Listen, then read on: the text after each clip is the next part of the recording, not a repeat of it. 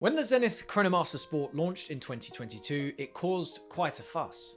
At a time when getting a steel Rolex at retail was harder than IWC's latest ceramic titanium composite, the Chronomaster Sport was in the perfect spot to capitalise. Using the legendary El Primero movement, the same movement, albeit an updated version, as used in some 80s Rolex Daytonas, it scratched the itch for people wanting a high-performance steel sports chronograph with a tri-compax layout. And one they didn't have to wait a pet's lifespan to get their hands on. 2 years later, and the popularity doesn't seem to have waned. We've had numerous precious metal versions, boutique versions, a partnership with American hand-egg player Aaron Rodgers, and for 2024, a green boutique iteration. But perhaps the most interesting version so far is this, the Chronomaster Sport Titanium. As you'd expect, the only change is the case and the bracelet material, but that changes everything.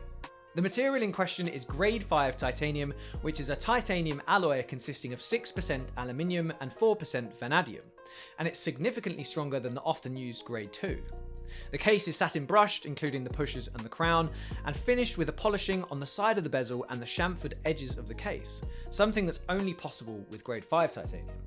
On the dial, there's a sunray finish in dark nickel, and the chronograph counters are finished in 3 different tones of anthracite, grey and silver, to give that monochromatic look. In fact, the only shimmering surface is found on the rhodium-plated hands and the indexes. Stylistically, it's far less flashy, much stealthier and more muted than its shiny cousin, and I absolutely love it. The fact that it's also the lightest Chronomaster Sport makes it ideal for the sports partnership it's born from. Zenith are the latest sponsor of the Ultimate Tennis Championship, and founder Patrick Mouratoglou, tennis coach and commentator, will wear the new titanium on one of the new FKM rubber straps whilst he's coaching. It's not quite as cool as Rafa Nadal or Fernando Alonso wearing a Richard Mille during Wimbledon or Spa, but it's a testament to the watch's robustness. Powering the watch is the aforementioned El Primero 3600, a true 1/10 of a second chronograph with 60 hours of power reserve and resonating at 5 Hz.